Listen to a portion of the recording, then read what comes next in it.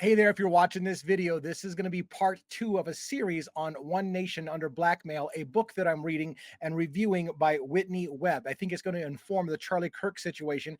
If you haven't seen part 1, look for part 1 in the playlist on One Nation Under Blackmail. ONUB is the initials, and then 001, 2, 3, 4 as the sequence progresses. Right now, this is going to be made public for people because it seems to be catching on pretty good. But if it ever dies down, it'll become members only. So catch it while you can. Let's get going on chapter 1 now.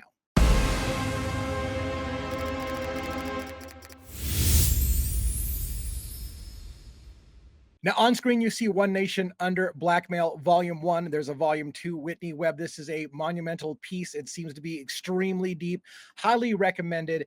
And in my opinion, it'll inform what's going on in the Charlie Kirk assassination, because I told you that I think there's a strong possibility this is related to his pushing for the opening and revealing of the Epstein files. I was covering Epstein heavily before, and I'm still interested in Epstein. And when Charlie Kirk got assassinated and I saw the connections to Epstein, I thought, oh my God, the Epstein story is still not over.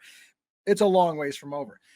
Now, in this heavy work, it's going to inform a lot of the intermixing between our government's intelligence agencies, world intelligence agencies for that matter, and organized crime. So it's a touchy subject. Fortunately, in this country, we have a freedom of speech clause that allows us to talk about it as long as we're not directly making libelous or defamatory comments about people. This book, by the way, comes close to doing that.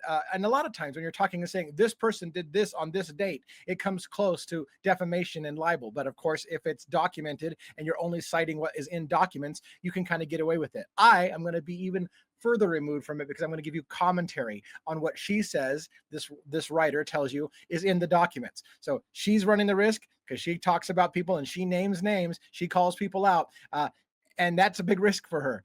I get to be a little bit further removed because I'm just commenting on what she says she saw in the documents, and I'm giving my opinions about it. Now, before we get too deep into chapter 1, let me tell you, I try to make these videos about 1 hour long. And while I talk super fast, I don't think we can get through chapter 1. In fact, I'm pretty positive we're not going to get through chapter 1. So we're going to get about halfway through. So ONUB003 will probably be the continuation of chapter 1. That's what we would anticipate as we get into this. This is super deep material. And by that, I mean this.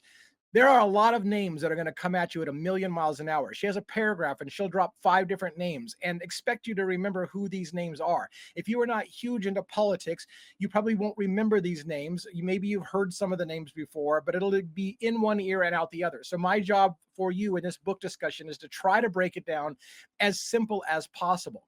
I use the phrase running things through the universal translator. So what I'm going to do is I'm going to highlight sections of Whitney Webb's book. And here's the difficulty. Because there's so many names and so many abbreviations of so many different intelligence agencies being thrown at you in a short amount of time, there's going to be times where I need to skip forward to just the meat, the parts that I'm focusing on.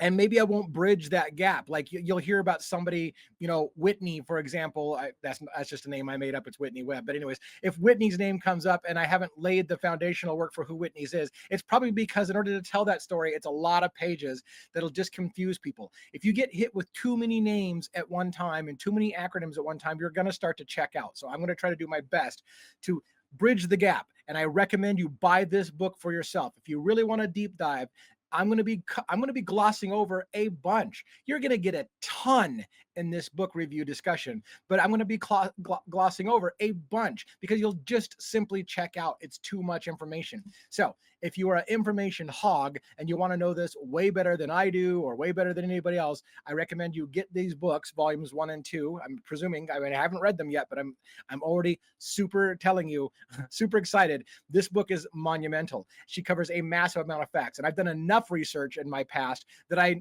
can recognize what she's talking about. I'm like, yeah, I remember that. I remember that. I remember that. So I know she's hitting on key points that I remember myself, even though she's a heavy documentarian and has it tied together.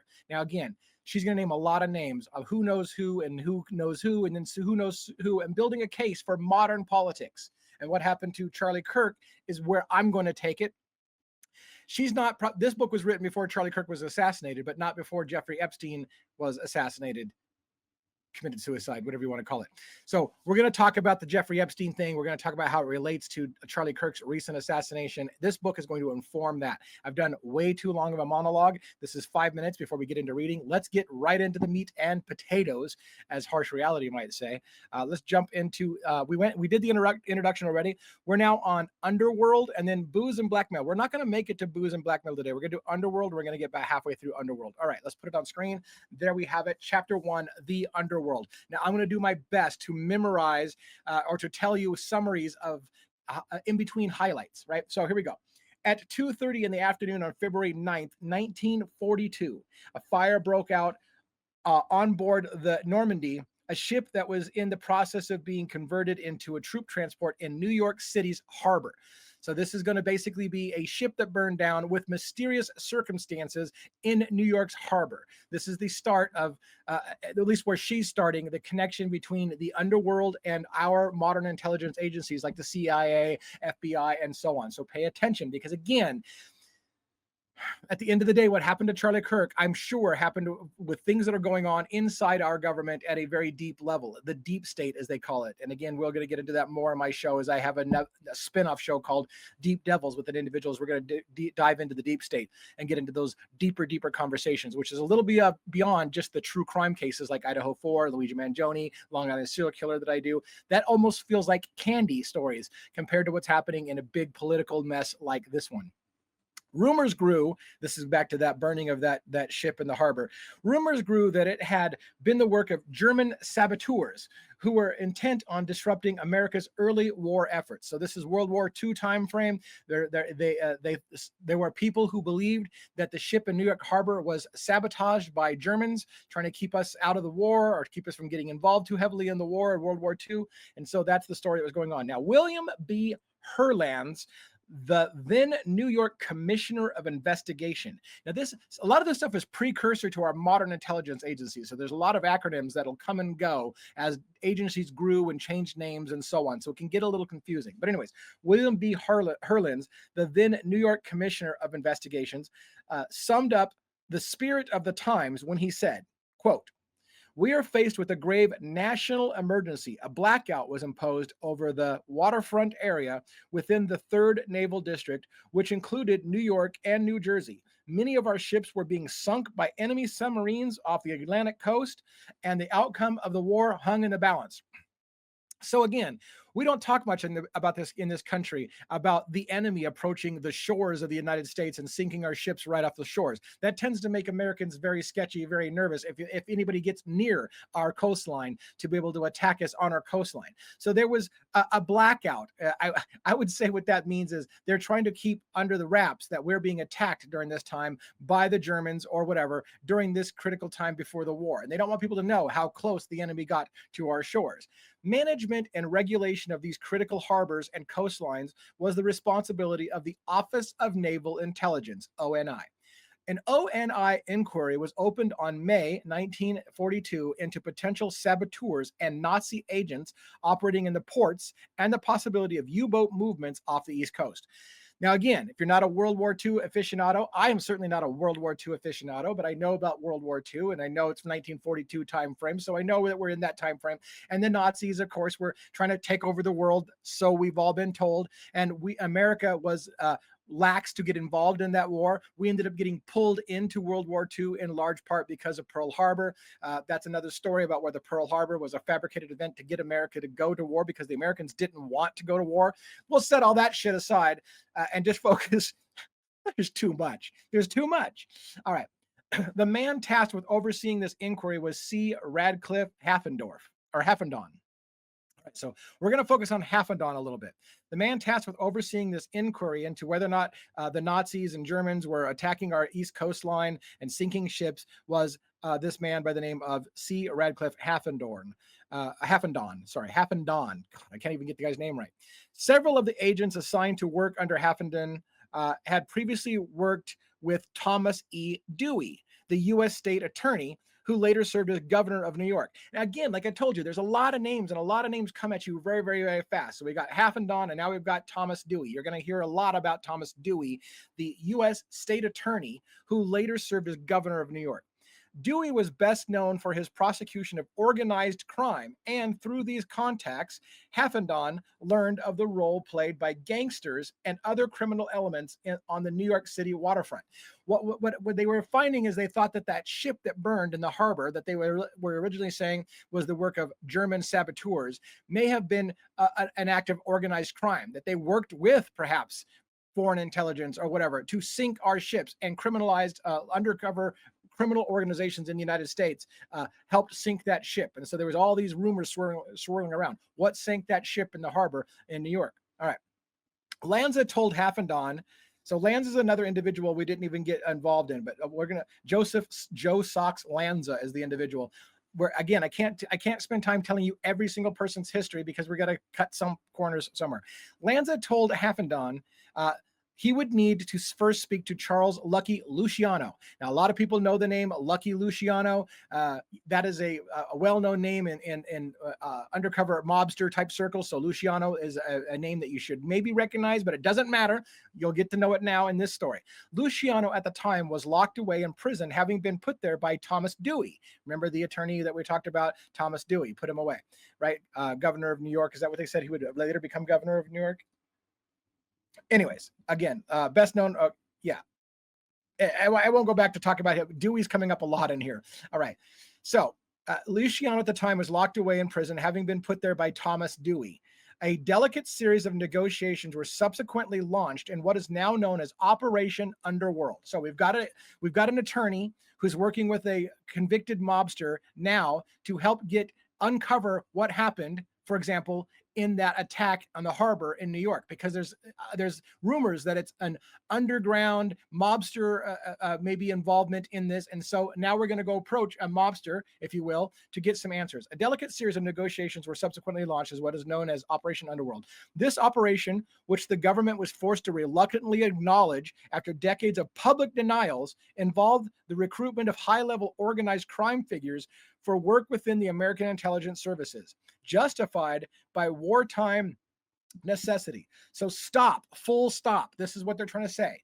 In order to stop our foreign enemies, the United States government began to work with criminals in organized crime, in the mob, to form an alliance of intelligence gathering. So the intelligence agencies began to work with and actually become friends with mobsters to help them fight the bigger enemy, which was our foreign enemies. However, that slippery slope starts the United States intelligence agencies with being literally in bed with gangsters and mobsters. And then the fine line between who's a gangster and who's the good guy becomes blurred over time, to the point that later on you will find the United States government is accused of smuggling drugs into the country, running drugs for drug traffickers, covering up drug trafficking for the mobsters, because we're literally in bed at the intelligence level with gangsters in this country. And so you basically, it's like doing business with the devil. You're in bed with the mobsters to protect you against foreign enemies, but now you are one of the bad guys running drugs into your own country.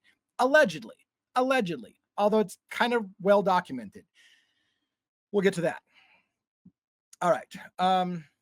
Not long after Operation Underworld had been given the go-ahead, Luciano agreed to the ONI's, that's the Office of Navy's and Intelligence, request, and his prison cell soon became a hub for meetings between him and criminal associates, meetings in which they would coordinate counterintelligence activities with the Navy.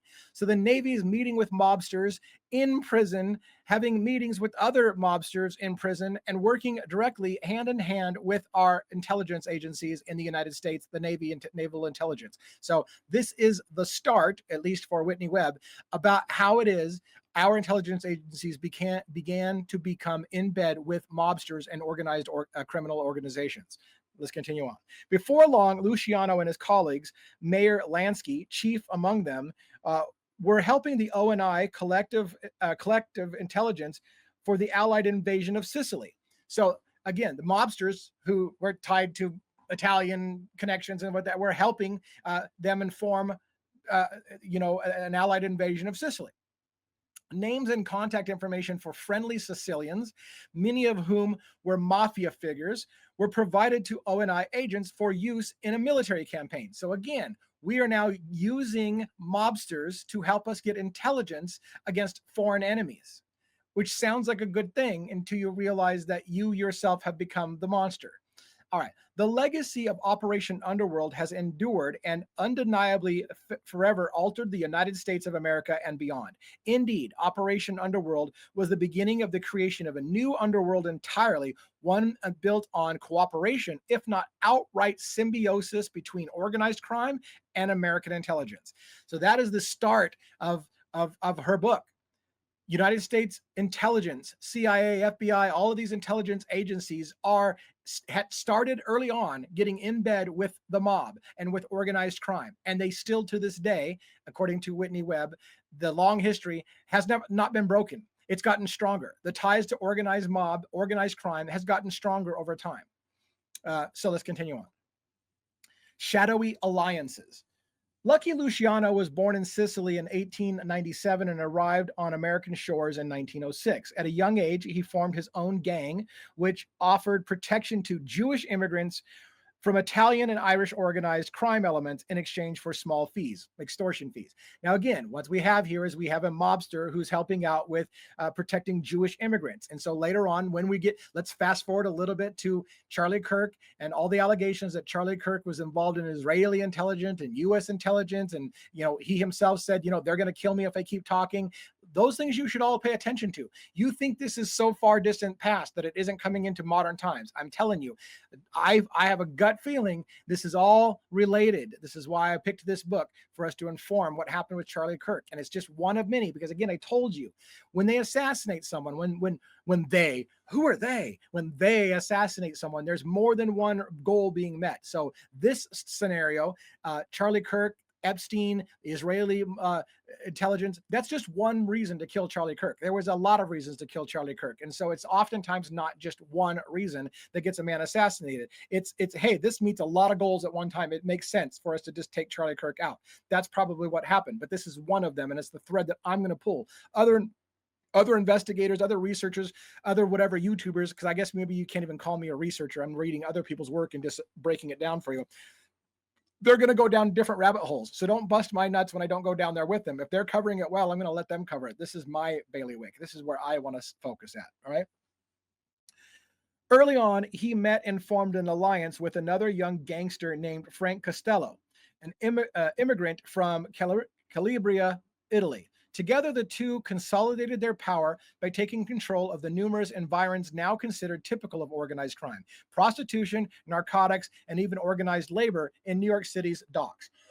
So the gangsters, the mob, had gotten together and taken over and become a criminal empire in the United States, running prostitution, narcotics, and even organized labor, a la Jimmy Hoffa, who we'll hear about later on. Organized labor. A lot of labor unions have been associated with mobsters from way back in the day. This is kind of the start of that discussion.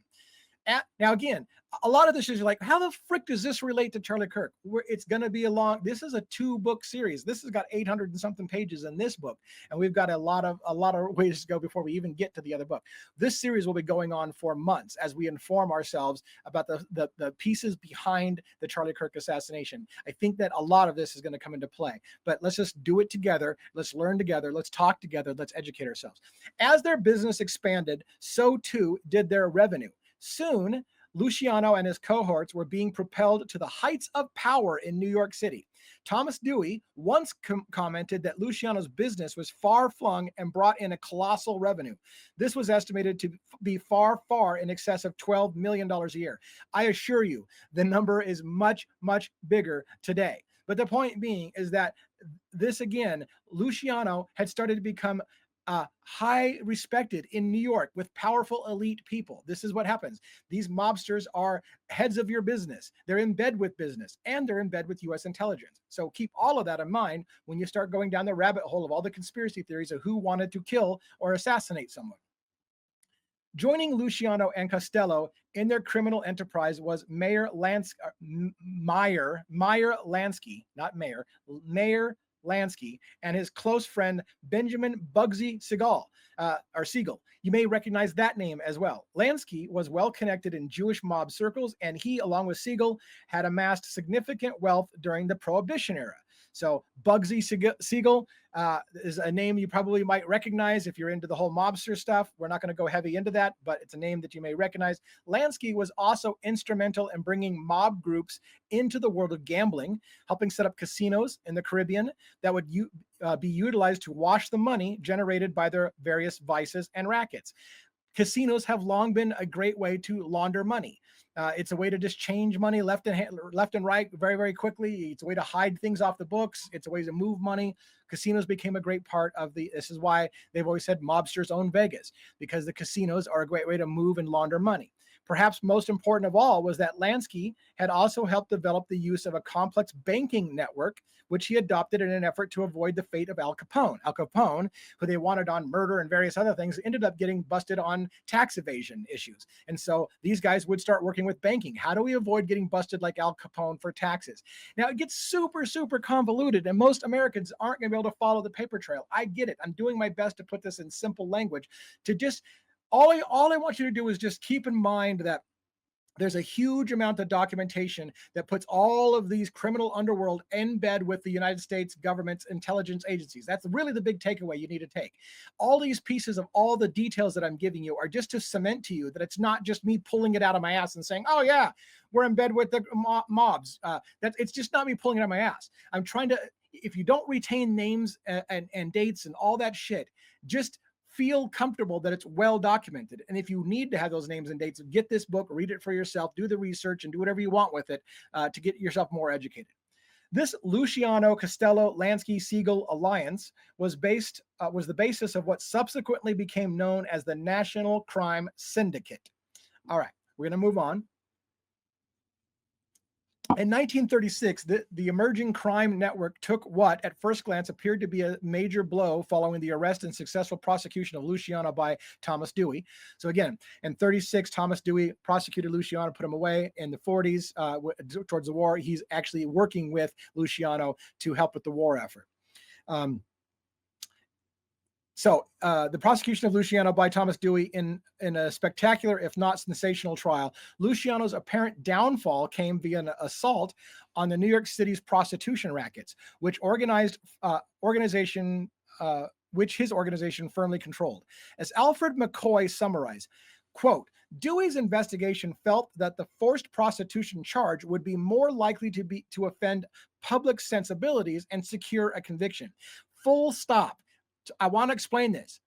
This is back in the 40s. The government uses what will sway public opinion. We want the public to convict some guy, and it doesn't matter what we're really wanting to convict him for. What the public will glom onto is, oh, he runs prostitutes. What a shameful thing. So what we'll do is we'll use the prostitution racketeering thing, forcing women into prostitution, because that'll get American sympathy and they'll want the guy prosecuted. That kind of trick is what is going on today. The government tells the mainstream media what is going to be the hot topic. Tell them it's a liberal shooting a conservative and that some radical liberal wanted to kill a conservative because it's left versus right. Whatever the narrative they want to shape, it's so that they can get the guy they want put away in jail. And they will use American sentiment. What is most likely to sway the public to believe whatever bullshit we want to tell them? Oh, people don't like X. Let's tell them it's X, and they'll buy it, and they'll be more agreeable, and the jury will be more likely to convict if we convince them that it's whatever we want it to be. I don't know if I'm making sense, but this is just showing you a precursor of acknowledgement that our government specifically goes after the public in the media to shape public opinion based on what they think would be move them most. So they thought that the public sensibilities would be more inclined to convict this guy if we focused on the forced prostitution charges instead of all the racketeering or whatever else we want to go. So that's what they focused in the media, and that's what the media buys, and that's what the public buys, and on and on. A handful of prostitutes who worked in Luciano's brothels testified against him, and a New York court quickly sentenced the gangster to 30 to 50-year jail term. Again, they manipulated the public and they focused on the prostitution angle. And then, of course, a jury of his peers quickly sympathized with the you can't force women into prostitution and prosecuted him, whether or not that was the real issue or not. Dewey's role in this affair is quite interesting. 6 years later, when he ran to secure the presidential nomination for the Republican Party, he joined forces with John Foster Dulles, the brother of Allen Dulles, best known for his role as the first civilian head of the CIA in the early years of the Cold War. Again, a lot of names there, a lot of names. We won't get into all of the connections there right now. There's too much. This book covers a lot of ground very, very quickly, and it's huge. This woman is a top-notch researcher and has tied a lot of shit together in very plain English. So once again, plug for her book. Go buy the book yourself. Give her the money, give her the credit, give her the kudos for having written such a great book. And don't just take a free ride on my commentary because, you know, I want her to get something for the work. She put in the work. I'm just a talking head. All right, the OSS. Lurking in the background of Operation Underworld, that's that thing we talked about earlier, which had seen the ONI, or the Office of Naval Intelligence, directly recruit Luciano, was the Office of Strategic Services, or OSS. A lot of acronyms, and it's going to start to make you check out if you're not familiar and if these aren't just common things for you. All right, so now we're talking about the OSS, the wartime forerunner to the CIA. Okay, so Office of Strategic Services, OSS, will become the forerunner for what will become to be known as our Central Intelligence Agency, our modern day intelligence. Okay, and America's first robust national intelligence organization. So OSS becomes CIA in a short form way to say that. The OSS was frequently and accurately seen as a social club. While its ranks did boast a great many military officers and figures from other government agencies like the FBI and the FBN, its leadership and high-ranking administrative posts tended to be served by the sons of the country's wealthiest elites. Full stop. Again, from the earliest days of our intelligence, like the CIA, our intelligence has been run by wealthy elites. Again, there's a fine line between U.S. intelligence and business interests. And again, this will inform the Charlie Kirk situation eventually. In the course of his wartime intelligence work, Donovan, and again, now we're skipping forward to another individual who we haven't really mentioned. So in the course of his wartime intelligence work, Donovan was first appointed by President Roosevelt to head the Office of Coordinator of Information, or COI, which was intended to help coordinate the scattered intelligence outfits and military organizations that communicated infrequently and cooperated even less. By the way, to this day, our intelligence agencies often fight amongst each other. They're often stovepiped with their information. They keep information from each other. They don't work very well together. Our law enforcement across the country is exactly the same way. Law enforcement offices don't tend to work with other law enforcement offices as well. Everyone's in a giant pissing dick swinging contest to see which one of them is going to be able to break the case or put the bad guy away themselves. And so they all work independently, trying to thwart each other, even get involved or in stopping the investigation of other agencies so that they can be the one to get it's a mess. Our system is a mess. And anyways, this person, Donovan, was appointed by President Roosevelt to try to basically coordinate the scattered intelligence outfits, which still exist to this day, and military organizations that communicated infrequently and cooperated even less. COI was the seed from which the OSS would later spring. Under Donovan's direction, it became a clearinghouse for military and political propaganda.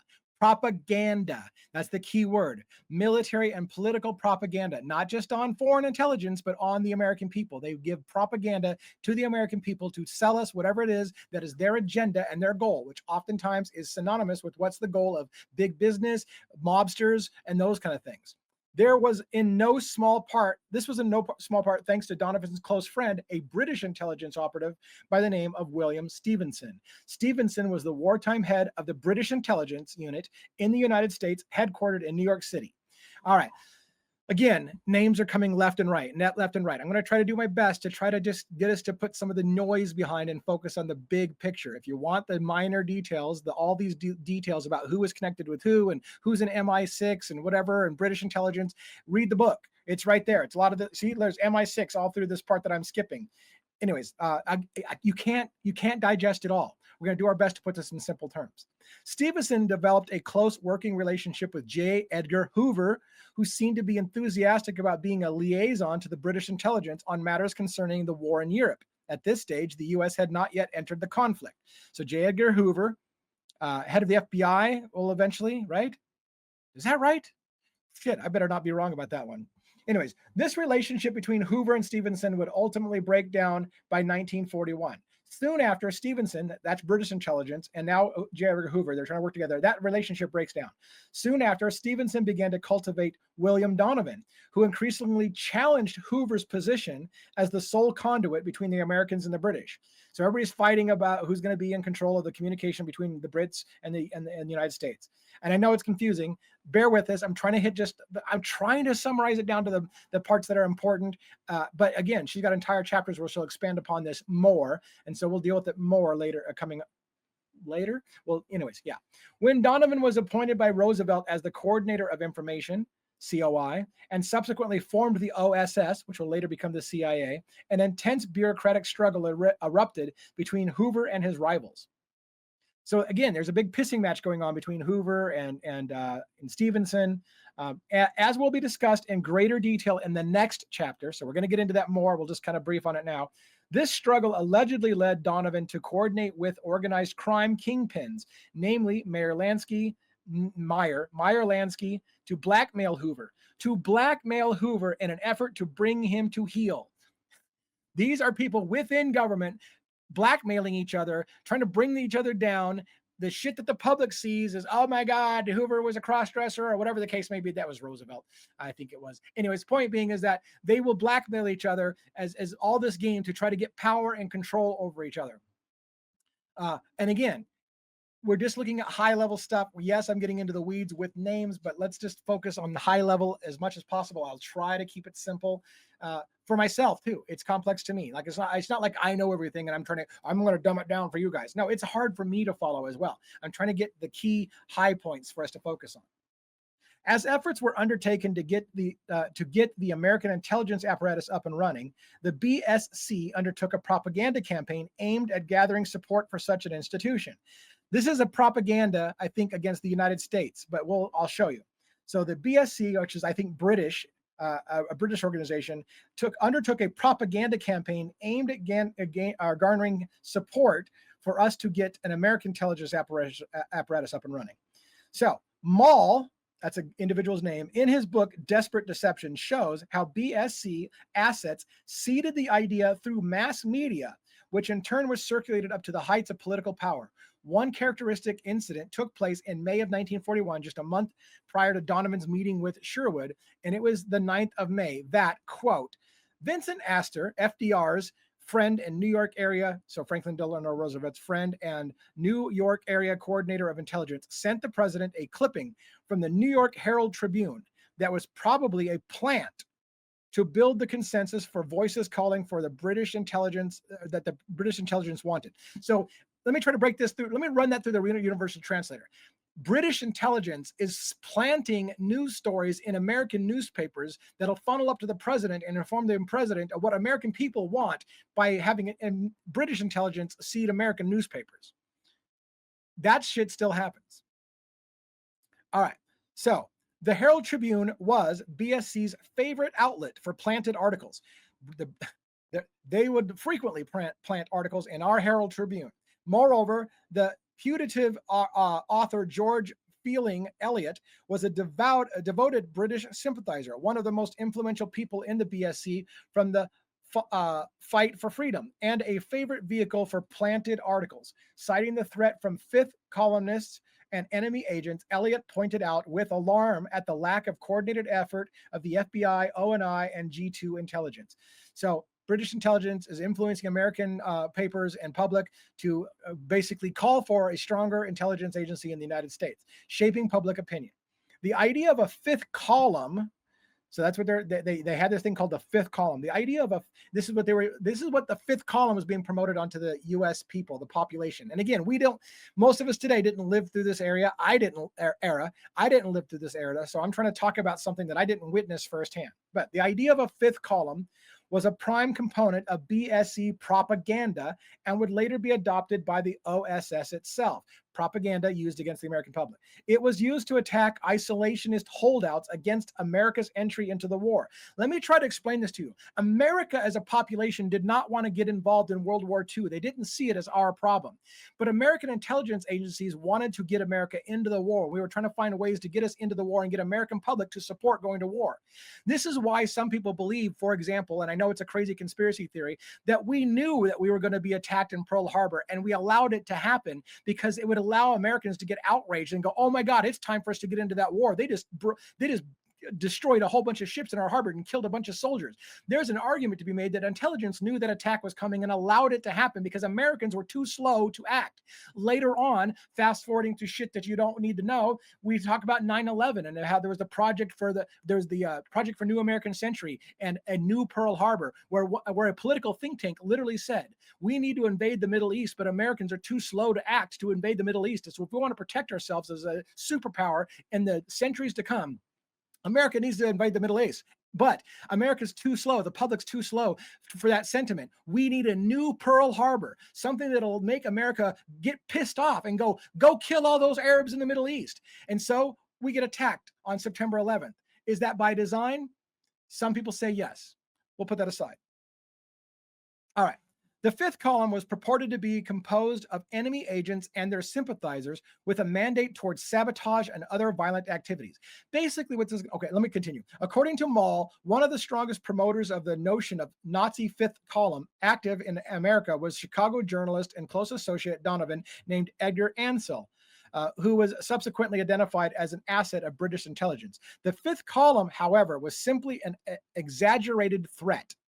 So the reason why I was starting to tell you, but I decided to hold on, I wanted to get to that sentence. The fifth column was basically something that they sold to America. There's this big enmity thing called the fifth column. It's a Nazi column. It's another wing of Nazism, and the fifth column is working in America to try to sabotage our infrastructure, and it was mostly exaggerated and made up. Axis sabotage efforts within the United States did occur, but were limited and ultimately ineffectual. Yet, this reality didn't matter to the BSC and its American allies, as the promotion of the fifth column fear had a legitimizing function for their activities. So again, they sold a lie to the American people that there was a bigger threat than there really was, because we had a need to and a desire to get into the war, but the American public didn't want to go there. So if we lie to the American public to their face and tell them there's a bigger threat going on, then we'll be like, well, do whatever you can to attack. And if you're too slow, just have a Pearl Harbor event. That'll seal the deal for everybody. It formed the very justification and popular base of support for the creation and expansion of the emerging organized intelligence apparatus. So this whole thing that they basically created at the fifth column, that they over-exaggerated, allowed them to convince America to put money by and support by building a bigger intelligence apparatus. And I know it's complex. I get it. I know it's complex. And I'm dealing with a lot of conspiracy theories. Here I am, I'm throwing out conspiracy theories that maybe World War II was fabricated on the American people. Maybe we allowed Pearl Harbor to happen. Maybe the Gulf of Tonkin accident was fabricated in order to allow things to happen. Maybe 9/11 was fabricated in order to allow our agendas to happen. I know that's crazy conspiracy theory stuff, and it's beyond Charlie Kirk, or is it? But anyways, I digress. It also spawned events like Operation Underworld. After all, it was the specter of fifth column activity that had first prompted the collaboration between the ONI and organized crime. Even more incredibly, it seems that the legitimization gained by intelligence services through BSC propaganda ultimately benefited the criminal networks as well. At the war's end, naval intelligence began a campaign to have Luciano released from prison, and at the beginning of 1946, the very man who had put Luciano away, Thomas Dewey, commuted the mobster's sentence in exchange for a deportation to Italy. In the year or two that followed, numerous other gangsters, perhaps many as 100, were deported and joined him. So, the United States intelligence agencies, let me break this to the universal translator. The United States intelligence agencies began to work with organized crime, let organized criminals out of jail, let them go back to Italy, and then we continued to work with them, is what it's trying to tell you. Luciano's deportation was the beginning of an effort to cement in place a powerful organized crime network that was transitional in scope and wedded to the American intelligence services. This is, again, her summary of how the United States intelligence began to become embedded with organized crime. and it's continued ever since, according to her.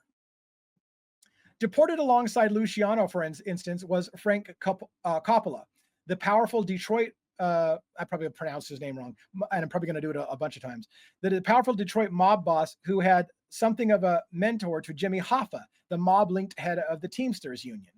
Many people know the story about Jimmy Hoffa to some extent.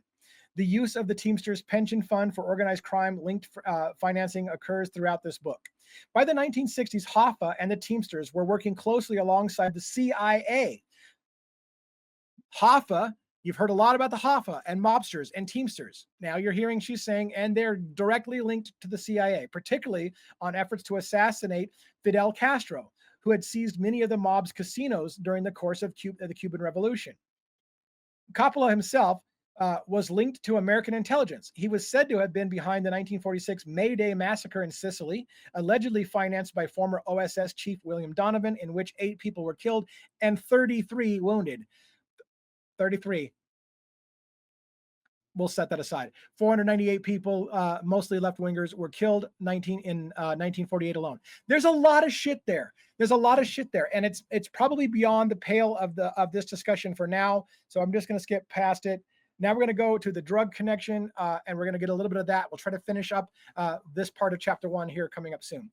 Now this gets a little confusing, and I don't want to slaughter Chinese names left and right. So now we're going to talk about the Chinese criminal organization in the United States and China and our relationship to them. And there's a lot of foreign names, and there's a lot of shit that I was hoping just not have to read.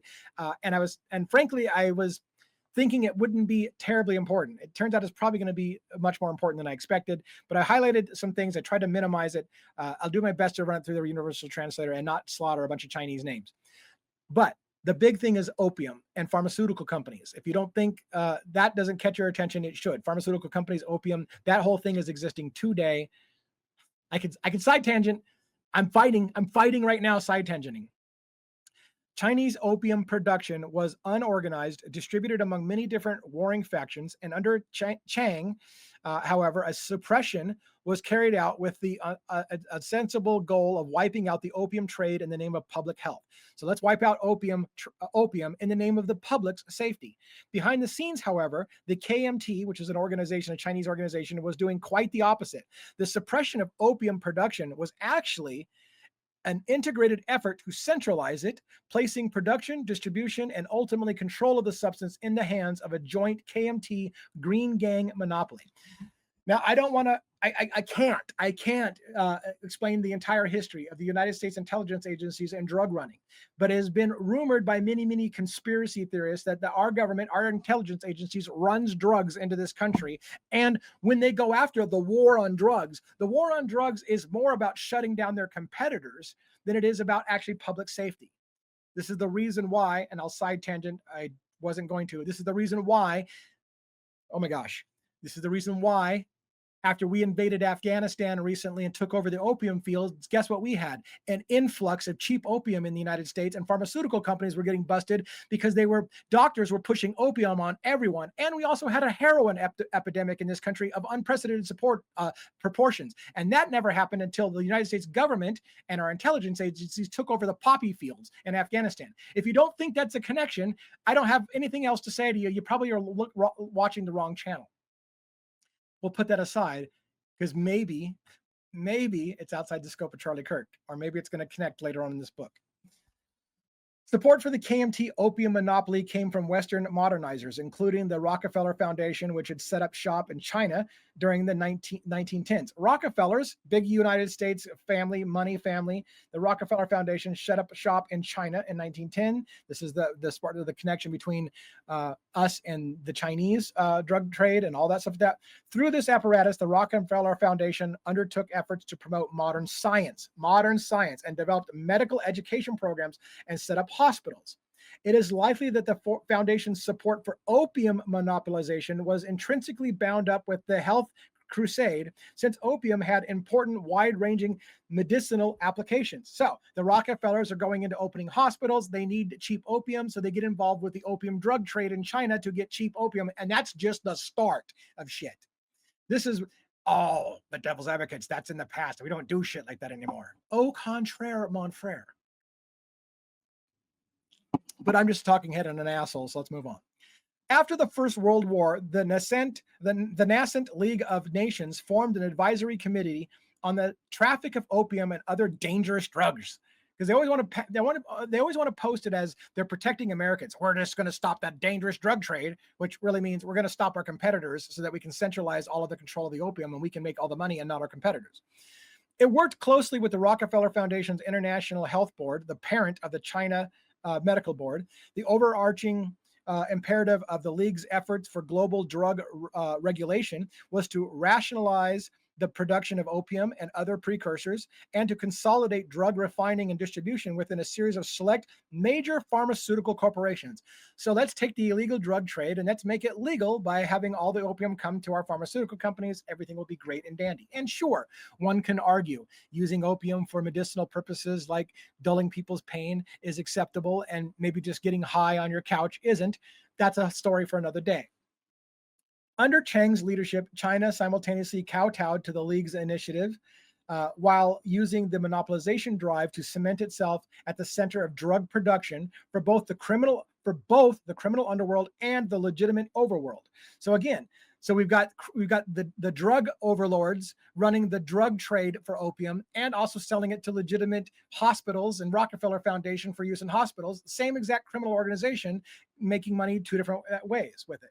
A full-blown narco state was in the process of being formed as opium cultivation came to be the center focus of the government's revenue-raising programs. And as an aside, isn't it great if we can control the opium fields ourselves and cut the middleman? But that's an aside. Anyways, here's a quote. In the central province of China, especially in Hubei and Hunan, nearly every government organization has come to depend on opium revenue for maintenance, observed one expert. Even law, courts, and schools are no exception. So opium runs that country, not money. It's opium speaks louder than money, and that's one of the things that she says in the book that we're going to skip over a little bit. All right, I think we're approaching. We're on pace. Let's finish this up. It was in the context that American organized crime figures arrived on China's shores and began to organize an intensely lucrative global narcotic trade network. Among the first was Arnold Rothstein, who acted as a mentor to Lansky, Luciano, and Costello. He dispatched a series of frontmen to China: Sidney Stager, Jacob Katzenberg, and George Uffner. Uffner would later be described by federal investigators as a longtime friend of Costello, while Katzenberg was a high-level figure in New York City's Jewish crime syndicates. These syndicates, according to Alfred McCoy, controlled much of New York's heroin distribution. Again, throwing all the names aside, you don't have to memorize all the names. What you're seeing is a connection being made. And again, if you want to get into the details, read the book and do the study and educate me. But what you've got is you've got the criminal organization in China running opium, and they're getting in bed with our intelligence agencies, and they're creating a distribution network for controlling the heroin distribution in the United States, in New York. Katzenberg himself, a Lansky flunky as much as Rothstein's frontman, was involved with secret heroin processing laboratory in the city in New York, right? Which was refining opium flowing in from Asia. So one could argue our government at some level, or our wealthy elites who are also influencing government, are bringing in heroin from Asia, chiefly from criminal organizations, and refining it and then pumping it out on the US streets. But that's probably the stuff of craziness. It never happened, even though it's documented. Hans Dirks, in his encyclopedic history of the opium problem, The Assault on the East, 1600s to 1950, suggests that the connections between American organized crime and the KMT Green Gang dominated Chinese opium trade more than likely involved the complicity of Western, predominantly Anglo-American economic interests in the region. Big paragraph, hard to interpret other than to say, universal translator, the drug trade began to be integrated with our American economic interests. Now we're talking about the Hudson Bay Company. The Hudson Bay Company was central to the rise of the Bronfman family. Now this is coming into Epstein, so pay attention. The Hudson Bay Company was central to the rise of Bronfman family, who have long straddled the murky line between legitimate corporate enterprises and the criminal underworld. In turn, the Bronfmans, as will be illustrated at length in this book, would be important to the rise of the network that later enabled the illicit activities of Jeffrey Epstein. So when we talk about the Bronfmans, and we're going to spend a lot of time talking about that, it's going to lead to Jeffrey Epstein. Jeffrey Epstein is going to lead to the assassination of Charlie Kirk in some regards, in my opinion, which is why we're reading it. And again, this is not all, I understand this is not all directly related to Charlie Kirk. And you're probably thinking, oh my God, I don't want to have 4 months of listening to this book so you can make a tiny connection to Charlie Kirk. This is more than that. We're trying to educate the American public on what's going on in this country. More and more of our news stories, that you realize, are all circled around this same thing. It's not just the Jeffrey Epstein story. It's not just the Charlie Kirk story. This is behind a major amount of our news stories. We're using the Charlie Kirk story as a vehicle for getting your attention because everybody's attention is on Charlie Kirk. And this should be at the forefront. This is informing what's happening with Charlie Kirk, in my opinion. In his book, Deep Politics and the Death of JFK, Peter Dale Scott theorized that there existed a formation that he had previously dubbed Operation X. The intelligence/mob collaboration established with Operation Underworld. So again, the book has argued that the United States intelligence and the underworld drug trade began to become blended together. Mobsters and our intelligence agencies were blended together in Operation Underworld. That did not end after World War II. On the contrary, post-war narcotics operations overseas were subordinated to anti-communist activities, and they were used as a cover for ongoing use of mob assets, above all, drug traffickers around the world. This is what we see in the Iran-Contra affair and all kinds of things. The United States intelligence involved in the drug industry, running drugs, helping run drugs. They're always accused of it, and the American public largely dismisses it. Oh, that's a one-off. So there were some bad people in the CIA at one point, until you realize that they all were in bed together and they all serve the same interest and they're all making money together. And one could argue that it's just a criminal organization. One could argue that. In developing these post-war mob contacts, White and his FBN associates, notably his former supervisor Garland Williams and his protege Charles Siragusa, even while formerly back in the FBN hierarchy, functioned as a counterintelligence unit attached to the CIA and at times the Army. In the 1950s and 60s, it would appear that the FBN systematically subordinated the prosecution of drug cases to a second hidden agenda, the use of traffickers as agents against communism. So all it basically says is, while we're using drug traffickers for other agendas, we're in bed with drug traffickers, and we make money off of drug traffickers, is kind of a universal translator. And again, to get to the details and to get it more accurate, you should read the book yourself. One example that Scott cites is the selective arrests made by George White in 1959's heroin case. It is worth saying a bit more about George White, who was no stranger to courting the services of organized crime figures to bolster the early American intelligence apparatus. Once again, using mobsters in bed with the intelligence industry apparatus in the United States. White cultivated a protege named Pierre Lafitte, who had been recruited into the CIA as a special employee in June of 1952. When White brought Lafitte into the CIA, the FBN agent was himself being recruited by Sidney Gottlieb, a chemist who was working at the agency's Office of Technical Services. I know there's a lot of names. I get it. There's a lot of names to keep track of.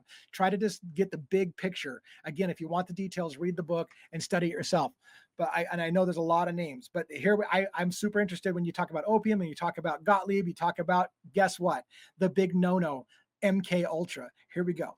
All right. So Sidney Gottlieb, a chemist who was working for the agency's Office of Technical Services. There, Gottlieb oversaw the CIA's research into potential truth drugs, which in time expanded into a sweeping inquiry that dealt with the effects of drugs, shock therapy, and sensory deprivation, hypnosis, and even more esoteric occurrence on the human mind.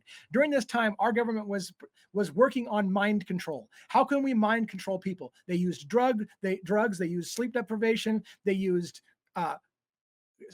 paranormal type shit, believe it or not. We were looking at ways to control the mind. That's something that we did in our intelligence apparatus. And it's a well-known, well-documented thing. And yet, if we talk about it in certain circles, you were considered a conspiracy theorist. In fact, I would say the same intelligence agencies that we're talking about having created this have done a great job at convincing the public that to mention the name MK Ultra makes you a nutbag, even though it has been revealed in public writings that it actually happened. Let's get to it. The most famous of these programs is MK Ultra. Saw that the CIA became the largest consumer of LSD, which it used to experiment on witting and unwitting subjects. The CIA would give LSD, illicit drugs, illegal drugs, to people without their consent. By God, that sounds like it's illegal. Well, not if you're fucking at CIA. You can do whatever the hell you want. The law does not apply to the CIA. Our laws don't apply to our intelligence agencies. They have immunity. It's covered under top secret agreements. They have total protection to break the law every single day. And we just accept it as, oh, okay. Back in the day, I guess MK Ultra used to give people LSD without their permission. Okay. Whatever. The subjects included soldiers. They gave drugs to our soldiers without their permission. How do you like that? You're a soldier. You go to fight for your country and you become an experiment for your government without your permission to use LSD on you or whatever the hell they want to, any experiment they want to do. You signed a contract as a soldier to the United States to let the government do whatever the fuck they want with you. You are their property. And people celebrate soldiers like they're the greatest thing in the world. They're test subjects in some regards. And now, again, I have no problem with our military, and I have no problem with people who served in this country for the right reasons. But what I'm saying is people who sign up for the government often don't realize they literally are becoming owned by the government, and they can do whatever they want to you, and you become their test subjects. That should piss you off a little bit. Maybe it doesn't. I don't know. The subjects included soldiers, patients in psychiatric hospitals, because they don't have any rights anymore. We'll just do whatever the hell. Let's try. They did all kinds of experiments on psychiatric people. Poor bastards. Oh my God. But anyways, prisoners, again, because you don't have any rights once you're in prison. So we'll just do all kinds of experiments on prisoners, sometimes organized crime figures, and private citizens. Yes, they gave LSD to private citizens without their knowledge. Under Gottlieb's direction, the CIA-run safe houses were established in New York City and San Francisco, where unsuspecting people were dosed with hallucinogenic substances while being monitored from behind two-way mirrors. They were dosing the public illegally, giving them illegal drugs, and then watching how it plays out as you become their test subject. Totally illegal and done all the time. Oh, you're a crazy conspiracy theorist, that MK Ultra shit. I'm tired of hearing MK Ultra. Everybody's MK Ultra, which, by the way, in modern parlance becomes to me. We talk about MK Ultra because they were designing how to make somebody a robot to commit assassinations. That's one of the things that MK Ultra is doing. How can we get somebody how can we use chemicals on them to go and commit a murder for us and assassinate somebody from a foreign country, for example, which later might have been used to assassinate people in your own country that you need. So you use drugs, you need methods that the country has been researching forever. The intelligence agencies have been researching together. How can we bend the minds of people to have them commit acts of murder for us like they're robots under control of us? And so people, when they talk about, oh, it's another MK Ultra person, this shooter that shot Charlie Kirk, another MK Ultra. What they're telling you is our government has admitted to mind controlling people and getting them to do our bidding. So if somebody wants Charlie Kirk assassinated, is it possible that guy assassinated him? And if he did, is it possible that he was under some kind of MK Ultra mind control experiment? Was he fully in charge? Was he recruited? There's a million different scenarios it can go. I'm not going down the conspiracy theory road at the moment. I'm trying to give you foundational information. Gottlieb was impressed by White's street smarts and his inclination towards the other side of the law. Oh, the other side of the law, like the illegal side of the law.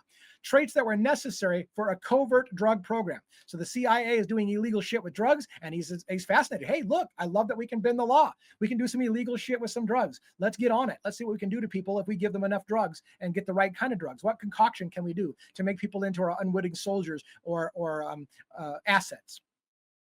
As one of Gottlieb's agency's employees later stated, we were Ivy League white middle class. We were naive, totally naive about this, and he felt pretty expert.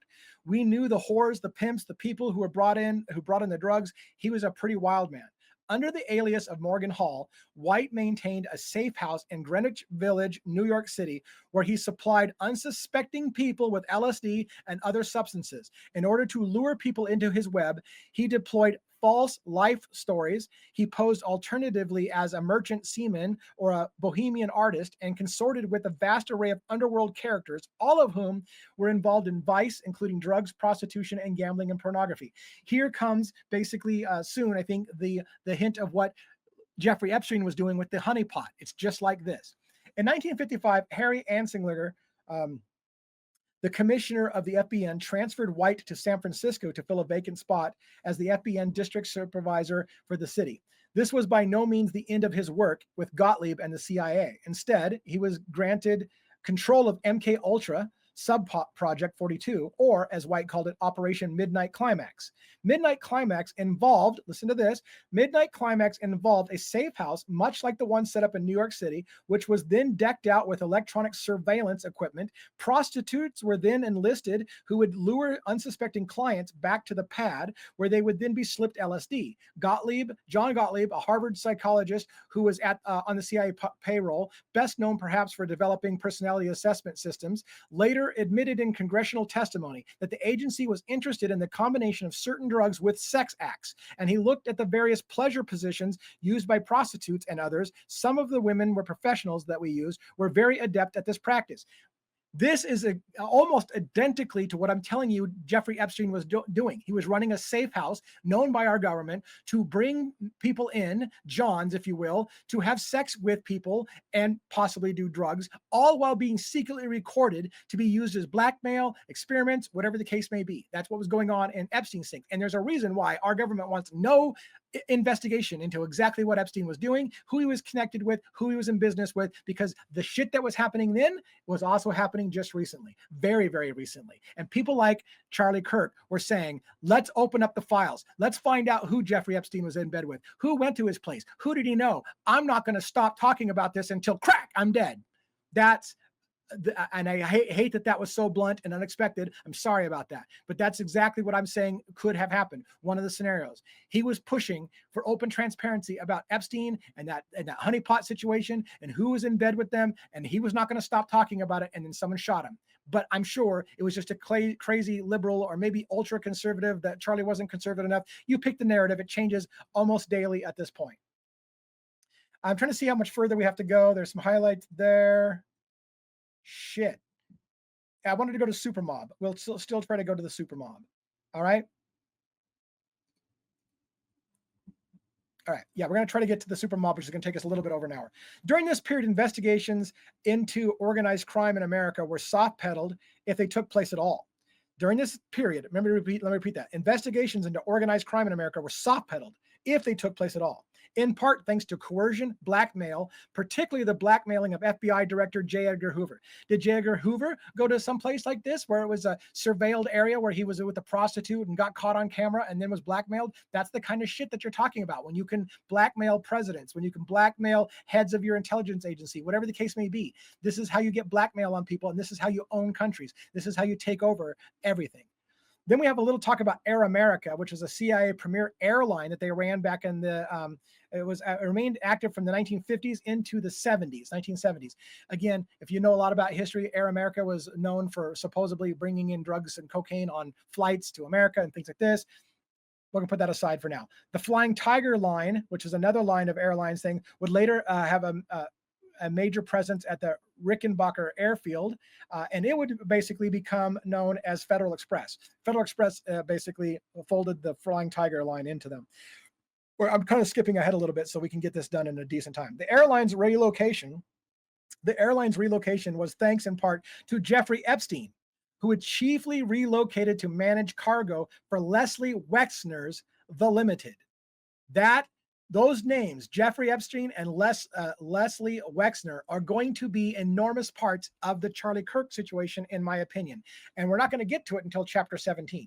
So this may not be for you if this long form is like, oh my God, snooze fest, the DA, I can't stay with you. I get it. If you can't stay with me, you can't stay with me. Or wait until months from now when I come out with chapter 17 and we get into that and it's a little bit closer, although you're going to miss a whole bunch of background information. Thank you for staying with me. I got it in close to an hour. That was half, probably more than half, a little bit more than half of chapter 1. We'll finish chapter 1 in our next part, which will be something like ONUB003, which will be the last half or part 2 of chapter 1, if that makes any sense. Have a great day. Thanks for listening.